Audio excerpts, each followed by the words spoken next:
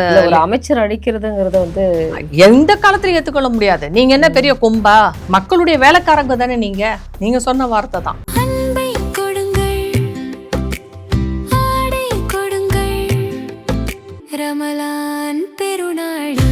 Super Saravana stores. இவங்க என்ன சொல்றாங்க மம்தா, அவங்க ரொம்ப தூரமா ஏதோ ஒரு இடத்துல ரிமோட் ஏரியால வந்து நடந்துச்சு, அதனால எங்களால என்ன பேச்சு இது?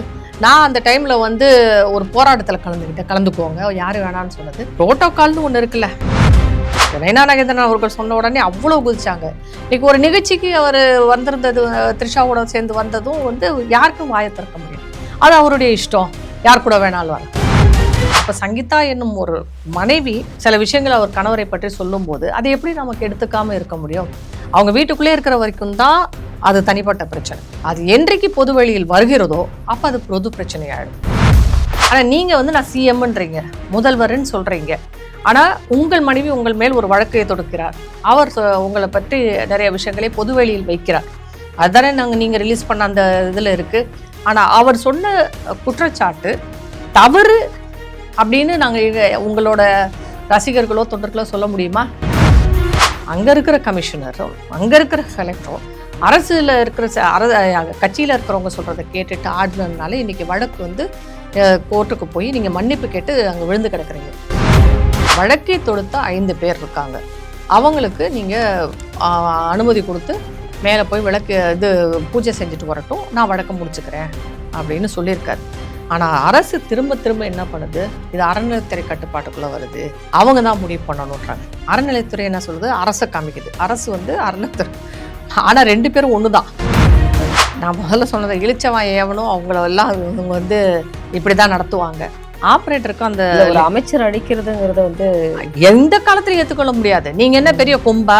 மக்களுடைய வேலைக்காரங்க தானே நீங்க சொன்ன வார்த்தை தான். இதே திமுக என்னெல்லாம் பேசுறாங்க, எப்படியெல்லாம் போராட்டம் நடத்துறாங்க.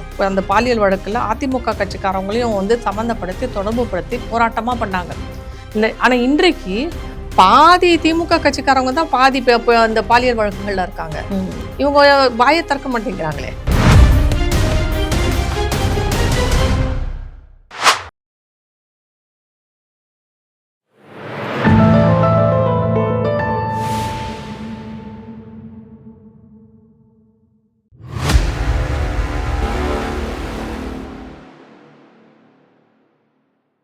தாமரை டிவி நேயர்களுக்கு அன்பான வணக்கம். இன்று வந்து நேர்காணலில் சிறப்பு விருந்தினர் சமூக ஆர்வலர் ராதாதேவர் அவர்கள் நம்முடன் இருந்திருக்கிறார். வணக்கம்மா. வணக்கம்மா. நம்ம ஏற்கனவே கடந்த வீடியோவில் நம்ம பேசியிருந்தோம், இந்த கோவை மாநகரில் நடந்த ஒரு பெண்ணுக்கு நடந்த ஒரு கொடூரமான ஒரு சம்பவம். பாலியல் வன்கொடுமைக்கு 4 மாதங்களில் வந்து சாகும் வரை சிறை தண்டனை அப்படின்னு ஒரு விஷயம் சொல்லியிருந்தாங்க. அந்த தீர்ப்பு வந்து 2 நாட்கள் கூட இன்னும் முடியலை. 7 வயது சிறுமி, அது மட்டும் இல்லாமல் 2 வயது குழந்தை பாலியல் வன்கொடுமை, 70 வயது மூதாட்டி பாலியல் வன்கொடுமை அப்படின்னு இந்த 2 நாட்களாகவே இதே செய்திகள் தான். ஒரு சமூக ஆர்வலராக இதை நீங்க எந்த அளவுக்கு பாக்குறீங்க? மாதர் சங்கம் இதற்கு கடுமையான கண்டனத்தை திமுகவுக்கு நேரடியாக விட்டிருக்கு. நான் இந்த ஒரு 4 வருடங்கள்ல வந்து பல காணொளிகளில் நான் சொன்னதே தான். இந்த பொதுவாக பார்த்தீங்கன்னா குற்றங்கள் அதிகரித்துள்ளது, அதுவும் பெண்களுக்கு எதிரான குற்றங்கள், பாலியல் குற்றங்கள், டவுரி டெத்து இன்னுமே நடந்துட்டுருக்குது. அதே மாதிரி டொமஸ்டிக் வயலன்ஸ், அதாவது குடும்பத்திற்குள்ள பெண்களுக்கு எதிராக நடக்கும் கொடுமைகள் வந்து அதிகரித்துள்ளது. நாம் கல்வியில் சிறந்த தமிழ்நாடுன்னு சொல்லிட்டு கொண்டாடிட்டு இருக்கிறோம். ஆனால் அப்படிப்பட்ட ஊரில் தான் இந்த விஷயம் எல்லாமே நடக்குது. நீங்கள் சொன்னீங்க இல்லையா, 7 வயது குழந்தைன்னு சொல்லிட்டு, 7 மாத கை குழந்தையிலேருந்து 70 வயசு கிழவி வரைக்கும் யாரையுமே விட்டு வைக்கல. நீங்கள் இந்த 4 வருடங்களில் வந்து எவ்வளவு இந்த மாதிரியான வழக்குகள், பாலியல் வழக்குகள் வந்து பதிவாயிருக்குன்னு பார்த்தீங்கன்னா கிட்டத்தட்ட 21,000 தொட்டுட்டோம். நம்ம 20,997 வருதுன்னு வச்சுக்கோங்களேன். 21,000 தொட்டாச்சு. அப்படி பார்த்தீங்கன்னா ஒரு நாளைக்கு 15 பெண் பாலியல் வன்கொடுமைக்கு ஆளாயிட்டு இருக்கிறான். நீங்க அந்த கணக்குப்படி பார்த்தீங்கன்னா சரி, இது வந்து ரிப்போர்ட் ஆகிற கேசஸ், ரிப்போர்ட் ஆகாத வழக்குகள், இது எல்லாமே நான் NCRB டேட்டா படி தான் சொல்லிட்டு இருக்கேன். Crime record, national crime record பியூரோவோட தகவல்களை இப்போ தான் நான் பரிமாறிட்டு இருக்கிறேன். இன்னொன்று, இது வந்து தமிழக அரசு என்ன கொடுக்குதோ அந்த டேட்டா தான் இது. ஆனால் இதுவே வந்து தவறான டேட்டாவாக இருக்கிறதுல வாய்ப்பு இருக்குது. இதுக்கும் அதிகமாகத்தான் இருக்கும். இது ரிப்போர்ட் ஆன கேசஸ்.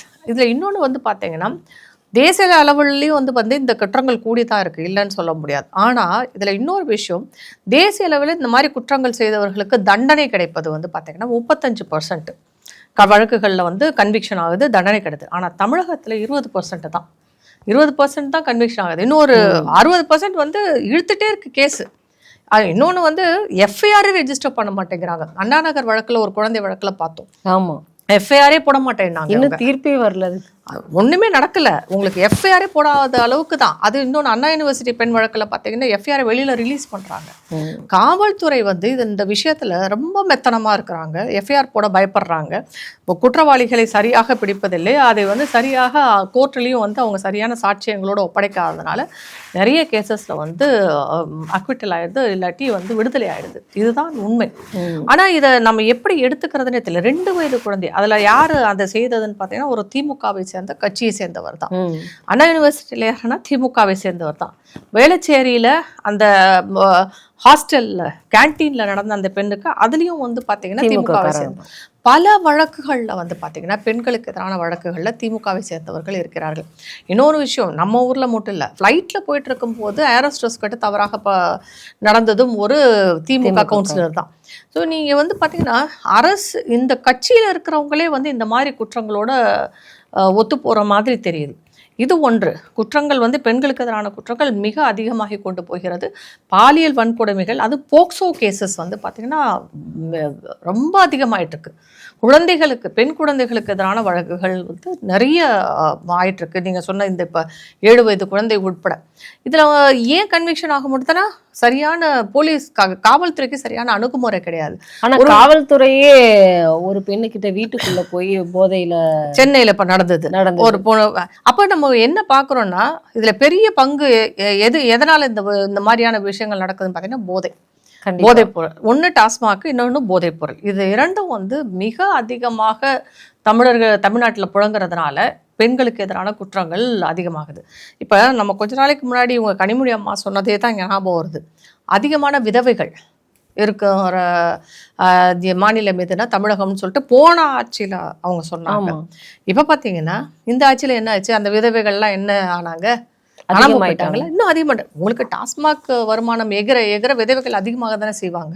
கண்டிப்பாக. அப்போ இன்னும் டாஸ்மாக் வருமானம் போன ஆட்சிக்கு இந்த ஆட்சிக்கும் நீங்கள் பார்த்தீங்கன்னா 2 மடங்கு அதிகம், 3 மடங்கு அதிகமாக இருக்கு. அப்போ விதவைகளும் 3 மடங்கு அதிகமாக இருப்பாங்க. இப்போ மகளிர் மாநாடு நடத்தும் பொழுது கூட அவங்க சொல்லியிருந்தாங்க, திமுகவில் தான் பாதுகாப்பு அப்படிங்கிறது பெண்களுடைய முன்னேற்றத்துக்காக ஸ்டாலின் உழைக்கிறாருன்னு சொன்னாங்க. ஆனா இன்னைக்கு மாதர் சங்கம், இவ்வளவு நாட்கள் அமைதியாக இருந்த மாதர் சங்கம் இன்னைக்கு நேரடியாகவே திமுகவை ஆளுங்கட்சி வந்து ரொம்ப அட்டாக் பண்ணி பேசியிருக்காங்க. என்ன ஆட்சி இது அப்படிங்கிற மாதிரி பேசி மாதர் சங்கம் உள்ள 4 வருஷமா அவங்க கண்ணு தெரியலன்னு தான் சொல்ல முடியும். அண்ணா யூனிவர்சிட்டி வழக்குல காணோம், அண்ணா நகர் வழக்குல காணோம், இன்னும் பல இடங்கள்ல வந்து குழந்தைகள் வந்து பெண் குழந்தைகள், கோயம்புத்தூர் வழக்குல அங்கேயும் பார்க்கல. எங்கேயுமே அவங்க கொடி பிடிச்சி நிக்கல.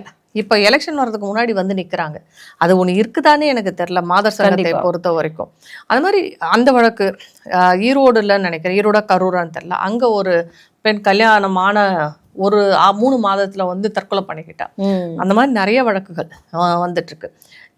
இந்த விஷயங்களை நம்ம பார்க்கும்போது என்ன தோணுதுன்னா, அரசுக்கு வந்து இதில் எந்த விதமான சம்மந்தம் இல்லையா, அரசோட பொறுப்பு என்ன அப்படிங்கிற கேள்வி நமக்கு வருது. நிச்சயமா.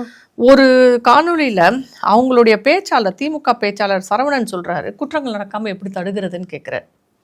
குற்றங்கள் வந்து அதிகரிச்சு அதுக்கு அரசு எப்படி பொறுப்பேற்க முடியும்ன்றார்.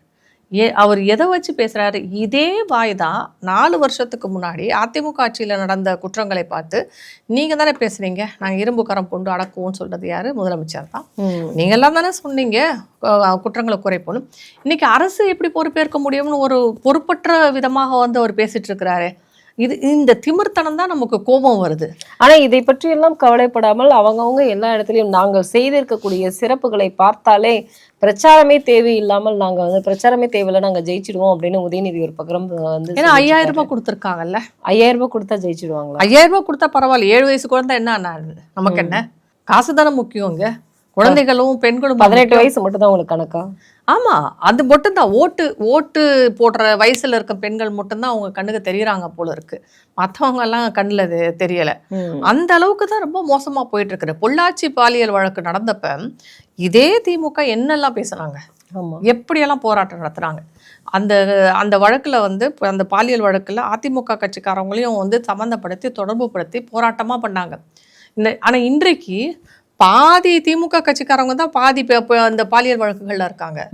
இவங்க வாயை திறக்க மாட்டேங்கிறாங்களே. அந்த இரும்புக்காரன் எங்கே போச்சுன்னு கூட தெரியல.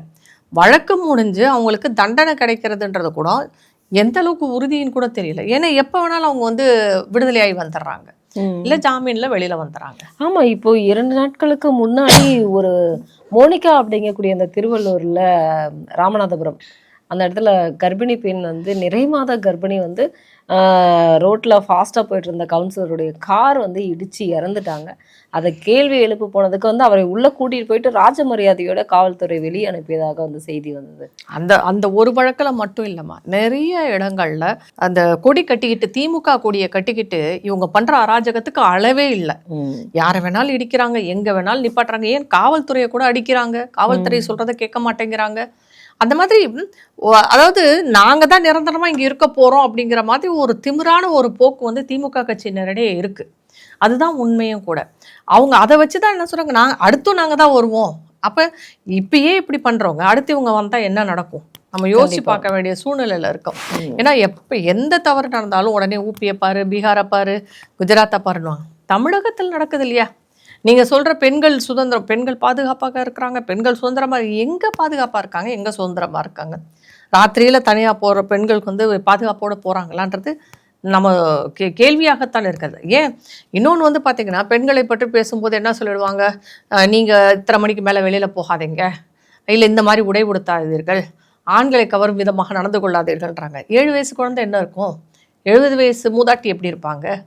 அப்போ இதுக்கு பின்புலமாக நான் ஏற்கனவே சொன்னது அந்த போதை தானே. அதை கண்ட்ரோல் பண்ண நீங்கள் என்ன பண்ணியிருக்கிறீங்க? போதை கண்ணு மண்ணு தெரியாமல் போதை ஏறிச்சுன்னா அவங்க என்ன வேணாலும் செய்கிறாங்களே. இன்டைரக்டாக பார்த்தீங்கன்னா டாஸ்மாக் வந்து ஆண்களின் உயிரையும் பெண்களின் மானத்தையும் தான் வந்து வாங்குது. அப்போ அதை தடுக்க வேண்டிய பொறுப்பு உங்களுக்கு இல்லையா? அப்புறம் போதைப் பொருள் சின்ன குழந்தைங்க, ஸ்கூலில் படிக்கிற குழந்தைங்க கூட யூஸ் பண்ணுறாங்க, தண்ணி அடிக்கிறாங்க, கஞ்சா இல்லை ட்ரக்ஸு எல்லாமே யூஸ் பண்ணுறாங்க, பெண் குழந்தைகள் உட்பட. அப்போ அவங்ககிட்ட தான் நம்ம என்ன எதிர்பார்க்க முடியும்? நிறைய பள்ளிகளில் இன்னொன்று வந்து ரொம்ப மோசமாக நான் பார்த்தது, அந்த நம்ம ஆவடி கிட்ட நடந்த ஒரு இன்சிடென்ட். சின்ன குழந்தைங்க தான், அந்த அந்த மைனர் பசங்க. ஆமாம், போதையில் தான் போயிட்டு அந்த நார்த் இந்தியன் பையனை வெட்டினது. இன்னைக்கு திருநெல்வேலியில் போய் வெட்டினதுல பார்த்தீங்கன்னா மைனர் இருக்கிறாங்க.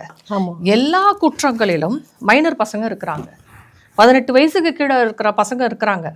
புள்ளிங்கோன்னு சொல்லிக்கிட்டு திரியிறாங்க. ஆனால் அதை கண்ட்ரோல் பண்ணுறதுக்கு ஆள் இல்லை. ஆனால் இது திமுக மட்டும், திமுக கூட்டணி கட்சியும் அப்படி தான் இருக்காங்க, விசிகாவும் அப்படி தான் இருக்குது. அவங்களும் இப்படி தான் கட்ட பஞ்சாயத்து செய்ய. ஏன் ஒரு பெண்ணை மிரட்டலை? அவங்க இடத்த அவங்க இது ஹெலிகாப்டர் வச்சுருந்தாங்களே, ஹெலிபேட் வச்சுருந்தப்ப அவங்க இடத்த இவங்க போய் ஆக்கிரமிப்பு செஞ்சு அதை மிரட்டுறாங்க. நிறைய இடங்கள்ல நில ஆக்கிரமிப்பாக இருக்கட்டும், பெண்கள் கிட்ட இருக்க அத்துமீறலாக இருக்கட்டும், இல்லை கட்ட பஞ்சாயத்து செய்கிறதா இருக்கும், ஆள் கடத்தல் செய்கிறதா இருக்கட்டும், போதை கடத்தலாக இருக்கட்டும், நிறைய இடங்களில் இந்த திமுக கூட்டணியை சேர்ந்தவர்கள் தான் ஈடுபடுகிறார்கள். அரசே இப்படி இருந்தால் மக்களாகிய நாம் என்ன செய்ய முடியும்? இதுக்கு இன்னும் வந்து பார்த்திங்கன்னா இதெல்லாம் வந்து சில குற்றங்கள், மணல் கடத்தல், கனிம வள கொள்ளை, இப்படியே நம்ம அடுக்கிக்கிட்டே போகலாம். அந்த மணல் கடத்தலை தடுக்க போய் நம்ம புகார் செஞ்சு அவங்களையும் வெட்டி போடுறாங்க. சிறுபான்மை இனத்தை, இஸ்லாமிய இனத்தை சேர்ந்த 3 பேர் வந்து செத்து போயிருக்காங்க அந்த மாதிரி வெட்டி. ஒரு கிறிஸ்தவரும் செத்துருக்கிறார் ஒரு இந்த மாதிரி மணல் கடத்துறாங்கன்னு சொன்னதுல. கனிம வள கொள்ளையில 2 ஜேர்னலிஸ்ட் போனாங்க, அடிச்சு விரட்டலை அவங்கள. ஆனா யாருமே வாய்த்திருக்க ஒரு ஊடகம் கூட இதை எதிர்த்து எஃப்ஐஆர் போடல, அவர் மேல எம்எல்ஏ எஃப்ஐஆர் மேல போடல, அது யாரு மேலேயும் போடல. அது போக வந்து பாத்தீங்கன்னா பட்டியல் இனத்திற்கு வந்து காவலன்னு இவங்க சொல்லிக்குவாங்க. பட்டியல் இனத்திற்கு எதிராக இவங்க எதுவுமே செய்யலையா? அந்த இப்போ மானாமதுரையில் நடந்த இன்சிடென்ட்ல வந்து கஸ்டோடியல் டெத் வந்து பட்டியல் இனத்தை சேர்ந்தவர் தான், பட்டியல் இனத்தை சேர்ந்தவர் தான் கொண்டு வந்து செத்து போயிருக்காரு. அது எப்படி வந்து லாக்அப்லேயே வந்து ஒரு மரணம் ஆகுறது அப்படிங்கிறது வந்து மூச்சு திணறி இறந்து விட்டார், கால் ஒடிஞ்சனால இறந்துட்டார் அப்படின்னு வந்து பல செய்திகள் வந்து வெளியாயிட்டு இருக்கு. இப்போ வந்து மடப்புறம் அஜித்குமாருடைய வழக்குலையும் அதே போலதான் நடந்தது. இந்த இடத்துலயும் வந்து 50 லாக்அப் டெத்துங்கிறாங்க, 37ங்கிறாங்க. எது வந்து உண்மையானது அப்படிங்கிறது? அதிமுக ஆட்சியில் நடந்த சாத்தான்குளம் கஸ்டோடியல் டெத், லாக்அப் டெத்தில் இவங்க திமுக பேசாத பேச்சே கிடையாது. நாங்கள் வந்த கஸ்டோடியல் டெத்தே இருக்காதுன்னாங்க. ஆனால் பார்த்தா இப்போ 37, 38, 50 தொடுது அப்படின்லாம் சொல்கிறாங்க. எத்தனை லாக்அப் டெத்து! ஒன்று வந்து காவல்துறையை பொறுத்த வரைக்கும் பார்த்தீங்கன்னா ஒரு பக்கம் அவர்களுடைய கையாலாகத்தனம் தெரியுது. அவங்களால எங்க நடவடிக்கை எடுக்கணுமோ அங்க எடுக்க முடியல, குறிப்பாக இந்த மாதிரி பாலியல் வழக்குகள்ல. இன்னொரு பக்கம் பார்த்தீங்கன்னா யார் இழிச்சவாயனோ அவங்க மேல அதிகப்படியான அத்துமீறல்களும் அடக்குமுறையும் வந்து ஏவி விடுறாங்க. ரெண்டு எக்ஸ்ட்ரீம்ல இருக்கிறாங்க. இவங்களை வந்து கண்ட்ரோல் பண்றது யாரும் கிடையாது, இவங்களுக்கு வழிகாட்டுதலும் கிடையாது. நான் உண்மையிலேயே சொல்றேன், போன மறைந்த முன்னாள் முதல்வர் ஜெயலலிதா ஆட்சியில போலீஸ் துறை அவ்வளோ ஒரு கட்டுப்பாடோடும் அவ்வளோ வசதிகளோடும் இருந்தாங்கன்னு தான் சொல்ல முடியும். இப்போ இவங்க வந்ததுக்கு அப்புறம் என்ன நடக்குதுன்றத, ஏன் காவல்துறையிலேயே எல்லா பிரச்சனையும் இருக்கு. காவல்துறையை சேர்ந்த ஒருத்தர் மேலேயே வந்து இன்றைக்கு ஹவாலா மோசடி குற்றச்சாட்டு இருக்கு. காவல்துறையில இன்னைக்கு டிஜிபி போடவே முடியாம உட்காந்துருக்கீங்க இன்னைக்கு வரைக்கும். நீங்க என்னதான் நடக்குது உங்க காவல்துறையில? அப்புறம் காவல்துறையை சேர்ந்த ஒருத்தரே தன்னுடைய குழந்தையை வச்சுக்கிட்டு வாசல்ல நின்று கதறதை நம்ம பார்த்தோம். காவல்துறையினரும் தற்கொலை எண்ணிக்கையும் அதிகரித்து உள்ளது மன உளைச்சலால். காவல்துறையில் இருக்கிற பெண்களுக்கு எதிரான குற்றங்களும் அதிகரித்துள்ளது. அவங்களோட உயர் அதிகாரிகளே வந்து அவங்களோட பாலியல் அத்துமீறல்களில் ஈடுபடுறதா சொல்லி எத்தனை பேர் கம்ப்ளைண்ட் பண்ணியிருக்காங்க அவங்க இதில். அப்போ காவல்துறையினரே வந்து சட்டம் அவங்களுக்குள்ளேயே ஒரு ஒழுங்கற்ற தன்மை இருக்கும்போது அவங்க எப்படி சட்டம் ஒழுங்கை பராமரிக்க போகிறாங்க? மக்களுக்கு நல்லதை எப்படி செய்ய போகிறாங்க? எங்கே நீதி நேர்மை நியாயம்னு வரப்போது? மிகச்சிறந்த எடுத்துக்காட்டு திருப்பரங்குன்றம் வழக்கு. கண்டிப்பாக மிகச்சிறந்த வழக்கு. அரசு எங்கெல்லாம் வந்து தலையிடுதோ அங்கே அதிகாரிகள் எப்படி நடந்து கொள்வார்கள் என்பதற்கு மிக சிறந்த எடுத்துக்காட்டு. அரசு வரும் போகும், அதிகாரிகள் அங்கேயே இருக்கிறவங்க அவங்க சரியான முறையில் சட்டம் ஒழுங்கை பரிபாலனை செய்யணும்ல. ஆனால் என்ன நடந்தது? அங்கே இருக்கிற கமிஷனரும் அங்கே இருக்கிற கலெக்டரும் அரசில் இருக்கிற கட்சியில் இருக்கிறவங்க சொல்கிறத கேட்டுட்டு ஆடினதுனால இன்னைக்கு வழக்கு வந்து கோர்ட்டுக்கு போய் நீங்கள் மன்னிப்பு கேட்டு அங்கே விழுந்து கிடக்குறீங்க. ஒரு கலெக்டர் வந்து மன்னிப்பு கேட்கறது இவ்வளவு பெரிய அசிங்கமான ஒரு செயல், எவ்வளோ பெரிய விஷயம். இன்னைக்கு வரைக்கும் வழக்கு முடிக்க முடியலை. நீதிமன்ற அவமதிப்பு வழக்கு இருக்கு. ஒரு கோர்ட்டு உத்தரவு போட்டு அதவே நீங்கள் செய்ய மாட்டேன்னீங்கன்னா அப்போ நீங்கள் எப்படி சாமானியனான எனக்கு வந்து நான் கேட்குறத நீங்கள் செய்வீங்க? அப்போ அந்த அரசில் கட்சியில் இருக்கிறவங்க அரசில் இருக்கிற மந்திரிங்க சொல்கிறத மட்டும்தான் நீங்கள் கேட்பீங்க. ஆனால் இந்த வழக்கு முடித்து வைப்பதாக வந்து ஜிஆ சுவாமிநாதன் ஐயா சொல்லியிருக்கிறது வந்து தகவல் வந்திருக்கு. இப்போ அவர் ஏற்கனவே சொன்னார், நான் சொன்னதை நீங்கள் செஞ்சால் இந்த வழக்கு முடிக்கப்படும்னு. ஆனால் இன்னைக்கும் வந்து இந்த மாதத்திற்குள் இந்த வழக்கு முடிக்கப்படும்னு திருப்பரங்குன்றம் விஷயத்தில் அவர் சொல்கிறது வந்து இப்போ விளக்கு ஏற்றுற அந்த கார்த்திகை மாதம் முடிந்து விட்டது, பூஜை செய்யணுன்றார். வழக்கை தொடுத்த 5 பேர் இருக்காங்க, அவங்களுக்கு நீங்கள் அனுமதி கொடுத்து மேலே போய் விளக்கு பூஜை செஞ்சுட்டு வரட்டும், நான் வழக்கம் முடிச்சுக்கிறேன் அப்படின்னு சொல்லியிருக்கார். ஆனால் அரசு திரும்ப திரும்ப என்ன பண்ணுது, இது அறநிலைத்துறை கட்டுப்பாட்டுக்குள்ளே வருது, அவங்க தான் முடிவு பண்ணணுன்றாங்க. அறநிலைத்துறை என்ன சொல்லுது, அரசை காமிக்குது. அரசு வந்து அறநிலைத்துறை. ஆனால் 2 பேரும் ஒன்று தான், 2 பேரும் ஒருத்தர் மாற்றி. ஒரு கோயிலுக்கு பாத்தியப்பட்ட ஒரு இடத்தில் பூஜை செய்வதற்கும் விளக்கு ஏற்றுவதற்கும் ஒரு கோர்ட் உத்தரவு போட்டும் ஒரு அரசு செய்ய மறுக்கிறது என்றால் இது எவ்வளவு மோசமான ஒரு விஷயம். அப்போ நாளைக்கு நான் ஒரு பெட்டிஷன் போட்டு கோர்ட்ல இருந்து ஒரு உத்தரவு வாங்கிட்டு வந்தால் இந்த அரசு எப்படி செய்யும்? நிச்சயமா கண்டிப்பாக செய்யாது. அப்புறம் கோர்ட்டு நீங்கள் வந்து சட்டத்தை மீறுறீங்க, நீதிமன்றத்தையும் வந்து எதிர்த்து நிற்கிறீங்க, மக்களையும் எதிர்த்து நிற்கிறீங்க. யாரு சொல்றதையும் நாங்கள் கேட்க மாட்டோம், நாங்கள் சொல்றது தான் சட்டம்னு போது இதுதானே சர்வாதிகார ஆட்சி. யாருக்குமே நாங்கள் கட்டுப்பட்டு இருக்க மாட்டோம்னு சொல்லும்போது இந்த மாதிரியான ஒரு சர்வாதிகார ஆட்சியை நம்ம பார்த்ததே கிடையாது இது வரைக்கும். முதல் முறையாக நம்ம பார்க்கிறோம். இது வந்து ஒரு பாடமாக தமிழக மக்கள் எடுத்துக்கொள்ளணும். ஒரு கோயில் விளக்கேற்றுறதுக்கு ஒரு கடைசியாக நமக்கெல்லாம் கிடைக்கிற ஒரே ஒரு தீர்ப்பு என்னது, ஒரு இடம் என்றால் அது நீதிமன்றம் தான். எங்கேயுமே நடக்காதுன்னா நீதிமன்றத்தில் போய் நிற்போம். நீதிமன்றத்திலேயாவது நமக்கு நியாயம் கிடைக்காதா, நீதி கிடைக்காது. அங்கேயே அவர்கள் உத்தரவிட்டும் அதை ஒரு அரசு நிறைவேற்றாவிட்டால் அது எவ்வளவு மோசமான அரசாக இருக்கு. கண்டிப்பா அதை உணரணும் மக்கள். ஆனா இன்னைக்கு அறநிலைத்துறை அமைச்சர் வந்து ஒரு செயல், இன்னைக்கு இப்போ ட்ரெண்டிங்ல போயிட்டு இருக்கக்கூடிய ஒரு நியூஸ் என்னன்னா, சுவாமிமலை முருகன் கோயில்ல லிஃப்ட் வந்து ஒரு 3 கோடி ரூபாயில ஏற்படுத்தி இருக்கிறது. அது வந்து சரியாக வேலை செய்யல அப்படின்னு அந்த ஆப்ரேட்டரையே வந்து அரைஞ்ச ஒரு விஷயம் வந்து இப்போ செய்தியாக பரவிட்டு இருக்கு. அதுல கோவை செல்லியன் அவர்களும் வந்து அவர் வந்து கோபமாக கடிந்தார், அதாவது ஆப்ரேட்டர் வந்து கடிஞ்சிக்கிட்டாரு, கோபமான தவறான வார்த்தைகளால் பேசினாரு அப்படிங்கிற மாதிரி ஒரு செய்தி பரவிட்டு இருக்கு. நான் முதல்ல சொன்னதை இழிச்சவன் ஏவனும் அவங்களெல்லாம் இவங்க வந்து இப்படிதான் நடத்துவாங்க. ஆப்ரேட்டருக்கும் அந்த ஒரு அமைச்சர் அடிக்கிறதுங்கிறத வந்து எந்த காலத்திலும் ஏற்றுக்கொள்ள முடியாது. நீங்க என்ன பெரிய கொம்பா? மக்களுடைய வேலைக்காரங்க தானே நீங்க சொன்ன வார்த்தை தான். இவங்களுடைய பிரசன்னான்னு ஒருத்தர் பேசுவார், அவர் சொல்லுவார் மக்களுடைய வேலைக்காரன் தான் முதல்வர்னு. அப்ப இவங்கெல்லாம் யாரு? வேலைக்காரவங்க தானே. உங்களுக்கு எந்த அதிகாரத்துல நீங்க வந்து அந்த லிஃப்ட் ஆப்ரேட்டர் அடிக்கிறீங்க? அறநிலையத்துறை என்பது எவ்வளவு கேவலமாக நடந்து கொள்கிறது என்பது இப்ப எல்லாருக்குமே தெரியும். கண்டிப்பா கோர்ட் வந்து எத்தனை உத்தரவுகள், கோயில் நிலத்தை வந்து திருப்பி கொண்டு வாங்கன்றாங்க, கைப்பற்றணும்ன்றாங்க, பல கோயில்கள்ல பல ஊழல் பிரச்சனை அப்படி இப்படின்னு ஓடிட்டு இருக்கு. ஆனா சேகர் பாபு அவர்கள் எப்பயுமே அப்படிதான், யாரையும் கை நீட்டி அடிக்கிறது, யாரையும் வந்து எடுத்தெறிஞ்சு பேசுறது. இதுக்கு வந்து அவர் சேகர் பாபு வந்து நம்ம சொல்லவே வேண்டியதில்லை, பேர் போனவர் என்று கூட சொல்லலாம். இவர் லிஃப்ட் ஆப்ரேட் ஆகாட்டி லிஃப்ட் ஆப்ரேட்டர் எப்படி பொறுப்பாக முடியும்? வாங்கின நீங்க தான் பொறுப்பாக முடியும். அந்த கோயிலுக்கு வந்து அதை தான் நீங்க தான் எங்க கமிஷன் வாங்கி எப்படி மோசமான லிஃப்ட்டை வாங்குறீங்களோ அந்த ஆப்ரேட்டர் என்ன பண்ணுவாரு? கண்டிப்பா அந்த அளவுக்கு மோசமாக இவர்கள் வந்து யாரையும் நடத்துறாங்கன்றது வந்து தெரிந்தும் மக்கள் ஓட்டு போட்டால் நம்ம எதுவுமே செய்ய முடியாது. இது ரொம்ப கவலைக்கிடமான விஷயமாகவும் இருக்குது. அடுத்த தேர்தலை நினைத்தால் இப்பயே வருத்தமாகவும் இருக்கிறது. இப்போ இங்க தேர்தல் வரக்கூடிய நிலையில ஆளுநர் அவர்கள் கவர்னர் என்று வெஸ்ட் பெங்காலுக்கு வந்து மாற்றப்பட்டு இருக்கிறார். இதுல இன்னொரு விஷயம் என்ன அப்படின்னா, எங்களுக்கு பதவி பிரமாணம் செய்து வைக்க பயந்து கொண்டே வந்து அவர் வந்து பதவி மாற்றப்பட்டு விட்டார், வேறு மாநிலத்துக்கு மாற்றப்பட்டு விட்டார்னு ஸ்டாலின் அவர்கள் ஒரு விஷயத்த சொல்லியிருக்கிறாங்க. அங்க மம்தா அவர்கள் வந்து ஏன் இங்க அனுப்புனீங்க அப்படின்னு பாஜகவை கேள்வி கேட்டுருக்காங்க. ஆளுநர் ரவி மேல மம்தா அவர்களுக்கும் ஸ்டாலின் அவர்களுக்கும் என்ன அப்படி ஒரு கோபம்? அவங்க நினைச்சதெல்லாம் செய்ய முடியல, அவங்க சொல்ற பொய்யெல்லாம் அவர் சொல்ல மாட்டேங்கிறார்ல. இன்னும் அங்க அவர் போகவே இல்லை, இன்னைக்குதான் போயிருக்காரு. அதுக்கே மம்தாக்கு இவ்வளவு ஒரு கோபம் வருதா? கண்டிப்பாக அவர் தமிழகத்தை பொறுத்த வரைக்கும் ஒரு சிறந்த ஆளுநராக இருந்தார், மக்களின் ஆளுநராக. இந்த ஆட்சிக்கு வேணா திமுகவுக்கு வேணா சரியான ஆளா இருக்காங்கன்னா நான் மக்களின் ஆளுநராக இருந்தார். மக்கள் வந்து ஆளுநர் மாளிகையில் வெகு சுதந்திரமாக போகவும் பல விழாக்களில் கலந்து கொள்ளவும் அவரை எளிதாக அணுகி தங்களுடைய குறைகளை சொல்லவும் தங்களுடைய பிரச்சனைகளை கொண்டு செல்லவும் ஒரு சிறந்த இடமாக இந்த 5 வருடம் தான் இருந்தது. அந்த விஷயத்துல ஆளுநர் ரவி அவர்களை குறை சொல்லவே முடியாது. தமிழே 4 வருஷத்துல கத்துக்கிட்டாரு. அந்த அளவுக்கு ஒரு நல்ல ஒரு மனிதர், எளிமையானவர், ஐபிஎஸ் ஆஃபீஸரா இருந்தாலும் கூட வந்து மக்களோட வந்து நல்லா பழகிட்டு இருந்தார். எந்த விழாக்கு கூப்பிட்டாலும் வந்துருவார். அப்படி ஒரு மனிதர் அவர். அதே அவர் இப்போ மேற்கு வங்கத்துக்கு கண்டிப்பா அவர் சும்மா போக முடியாது. தமிழ்நாட்டில் எப்படி கதறினாங்களோ அப்படிதான் இனி மம்தா கதற போறாங்கன்றது நல்லாவே தெரியுது. அவர் பீகார் மாநிலத்தை சேர்ந்தவர்னால வெஸ்ட் பெங்கால் வந்து ஒரு பெரிய விஷயமே இல்லை. அங்க நடக்கிற எல்லா விஷயங்களும் அவருக்கு தெரியும். அதனால பயப்படுறாங்க மம்தா.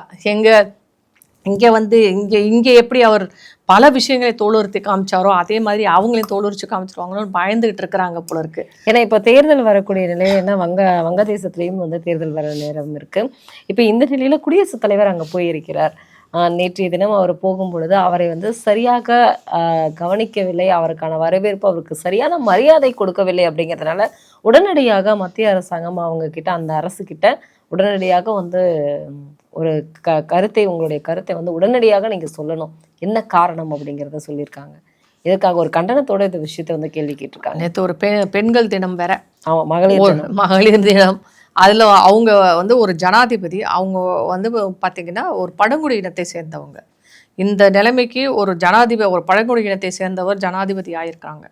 அப்ப நீங்க எந்த அளவுக்கு அதை கொண்டாடணும், பாராட்டணும். அவங்க ஏதாவது அரசியல் பேசியிருக்காங்க, அதனாலேயே அவங்களுக்கு அப்படி மரியாதை கொடுக்கவில்லை அப்படிங்கிற ஒரு செய்தி. அவங்க போனதே வந்து பாத்தீங்கன்னா ஒரு பழங்குடியின விழாவுக்கு தான். சாந்தால்னு சொல்லிட்டு ஒரு பழங்குடியினர் வந்து கான்ஃபரன்ஸ் வச்சிருக்காங்க. அதுல கலந்துக்கிறதுக்காக தான் அவங்க டார்ஜிலிங் போறாங்க. புரோட்டோகால் படி பார்த்தீங்கன்னா ஜனாதிபதி எங்கே வந்தாலும் அந்த முதலமைச்சர், அந்த மாநிலத்தின் முதலமைச்சர் சென்று வரவேற்கணும். அவருக்கான எல்லா ஏற்பாடுகளும் செய்து கொடுக்க வேண்டும். நிச்சயமா அவர் அந்த விழாவில் கலந்துக்கிட்டு அவங்க திரும்பி போகிற வரைக்கும் அது அந்த மாநில அரசின் பொறுப்பு. இதுதான் புரோட்டோகால். இவங்க என்ன சொல்கிறாங்க, மம்தா அவங்க ரொம்ப தூரமாக ஏதோ ஒரு இடத்துல ரிமோட் ஏரியாவில் வந்து நடந்துச்சு, அதனால எங்களால் என்ன பேச்சு இது? நான் அந்த டைமில் வந்து ஒரு போராட்டத்தில் கலந்துக்குவோங்க, யார் வேணான்னு சொன்னது. புரோட்டோகால்னு ஒன்று இருக்குல்ல, கண்டிப்பாக இவர் கலந்து கொள்வதை அவங்க ரொம்ப எத்தனை நாளைக்கு முன்னாடி சொல்லியிருப்பாங்கன்னு தெரியும். கிட்டத்தட்ட ஒரு மாதத்துக்கு முன்னாடியாவது தகவல் சென்று இருக்கும். அப்போ நீங்கள் அந்த நாளில் வந்து போய் ஜனாதிபதியை வரவேற்க வேண்டும் என்பது ஒரு சாதாரண விஷயம். அது வந்து அரசு புரோட்டோகால், அரசு விதிமுறைப்படி நீங்கள் நடந்துக்கணும். ரெண்டாவது வந்து பார்த்தீங்கன்னா ஒரு பெண்ணாக இன்னொரு பெண் ஒரு உயர்ந்த நிலைக்கு வந்திருக்கும் ஒரு பெண்ணை வந்து நீங்கள் மதிச்சு அவங்களுக்கு மரியாதை கொடுக்க வேண்டிய அவசியம் இருக்குல்ல. அவங்க என்ன உங்களை பற்றி பேசுகிறாங்க? அவங்க அரசியல்வாதியே இல்லையே. கண்டிப்பாக அவங்க உங்களை பற்றி என்ன தவறாக பேசுனாங்களா? அப்படிப்பட்ட ஒருத்தரையே உங்களால் வந்து அவங்க சரியாக ரிசீவ் பண்ணி அவங்கள அனுப்ப முடியலைன்னா நீங்கள் என்ன சிஎம்னா வந்து என்ன இவங்க இந்தியாவுக்கே பிரதமர் மாதிரியா? இவங்க எப்பயுமே இப்படிதான். ஆனா தமிழ்நாட்டிலும் ஒரு பிரதமருக்கான ஒரு மரியாதையை இப்போ வரைக்குமே திமுக கொடுத்தது இல்லையா? அவங்களும் தான் ரிசீவ் அவங்களும் தான் எல்லா வேலையும் பண்ணுவாங்க. அவங்களுக்கு பிரச்சனைன்னு வரும்போது தான் போவாங்க. இல்லாட்டி அவங்களும் பிரதமரை எந்த அளவுக்கு மோசமாக நடத்து, அதாவது இந்த மாதிரி சில பேர் சில மாநிலங்கள்ல இருக்கிறவங்க, இது வந்து இப்பதான் சமீபமாக நடக்கிறது. தமிழ்நாட்டில் திமுக, அங்க வந்து மேற்கு வங்கத்துல. ஆனா நீங்க அதே பக்கத்து மாநிலமான கேரளாவுல பாத்தீங்கன்னா பினராயி விஜயன் அவர் இப்படி எல்லாம் பண்ண மாட்டார். அவர் அந்த புரோட்டோகாலை சரியாகத்தான் அவர் கடைபிடித்து வருகிறார். அதனால இவங்க 2 பேருமே அப்படிதான் இருக்கிறாங்க. ஆனா வெஸ்ட் பெங்கால் நீங்க பிரதமராவது நீங்க ஒரு அரசியல் கட்சியை சேர்ந்தவரா எடுத்துக்கிட்டாலும் ஜனாதிபதியை நீங்க எப்படி எடுத்துக்க முடியும்? கண்டிப்பா நீங்க சொல்லும் காரணத்தை வந்து எந்த வகையில நம்ம ஏத்துக்கிறது? நிச்சயம். அதனால மேற்கு வங்க மம்தா பானர்ஜியை பொறுத்த வரைக்கும் அவர் யாருக்குமே மரியாதை கொடுக்க மாட்டார். அந்த நீதிமன்றத்திலே போய் குட்டு வாங்கிட்டு வந்தவங்க தான் அவங்க. என்ன வேணும்னாலும் பேசுவாங்க கண்ணா பின்னாடி. ஒரு முதலமைச்சர் அப்படின்னு சொல்ற அளவுக்குலாம் அவங்களுக்கு என்ன தகுதி இருக்குன்னு தெரியல. அவங்களுக்கு எப்படிதான் ஓட்டு போட்டாங்கன்ற மக்கள்ன்றது எனக்கு தெரியல. தேர்தல் வரக்கூடிய நேரத்தில் வந்து விஜய் அவர்கள் மேல ஒரு விவாகரத்து ஒரு மனு கொடுத்துருக்காங்க. எனக்கு அவங்க கிட்ட இருந்து விவாகரத்து வேணும், அவருடைய வீட்டில் வந்து நானும் குடியிருக்கணும் அப்படிங்கிற மாதிரி நிறைய இஷ்யூஸ் போயிட்டு இருக்கு விஜயை பத்தி. தேர்தலை பத்தி அவர் பார்ப்பாரா இல்லை பர்சனலை பத்தி பார்ப்பாரா அப்படிங்கிறத ஒரு கேள்வியா இருக்கு. ஏற்கனவே நீங்க இதை பத்தி நம்ம பேசியிருந்தோம். உங்களுடைய கருத்து இந்த செய்திகள் எல்லாம் பார்க்கும் பொழுது? இல்லை, இப்போ விஜயை பொறுத்த வரைக்கும் அவருடைய மனைவி அவர் மேலே அவர்கிட்ட விவாகரத்து கேட்டு போட்டிருக்க. அவர் வந்து ஒரு கூட்டத்தில் பேசும்போது இந்த பிரச்சனையெல்லாம் நான் பார்த்துக்கிறேன், நீங்கள் அதை பற்றி வருத்தப்படாதீங்க அப்படின்னு சொல்லிட்டு அவருடைய ரசிகர்களுக்கும் அவர் மகளிருக்கு சொல்லியிருக்காரு. மகளிருக்கும் சொல்ல நீங்களாம் வருத்தப்படாங்க. ஆனால் இதில் ஒரு விஷயம், நான் அந்த போன தடவை பேசும்போது நிறைய பேர் வந்து தாவகாவை சேர்ந்த இளைஞர்கள் வந்து என்னை திட்டி பேசியிருந்தாங்க. எப்படி நீங்கள் அப்படி சொல்லலாம், எங்கள் தலைவரோட பர்சனல் விஷயத்தில் தலையிடுறீங்க. நான் பர்சனலாகவே போகல. அவங்க விவாகரத்து பண்ணுறாங்க பண்ணலைன்றது பிரச்சனை கிடையாது. ஆனால் பொதுவெளியில் அவரை பற்றிய பேச்சு வந்துருச்சு. அவருடைய அந்த பர்சனல் லைஃப் வந்து வெளியில் வந்துருச்சு. இன்றைக்கி அவரை பற்றி எவ்வளவோ தகவல்கள் வந்து கொண்டு இருக்கிறது. நாம் சொல்லும்போது அவங்க நம்பலை. நயனா நாகேந்திரன் அவர்கள் சொன்ன உடனே அவ்வளோ குதிச்சாங்க. இன்னைக்கு ஒரு நிகழ்ச்சிக்கு அவர் வந்திருந்தது, த்ரிஷாவோட சேர்ந்து வந்ததும் வந்து யாருக்கும் வாயை திறக்க முடியல.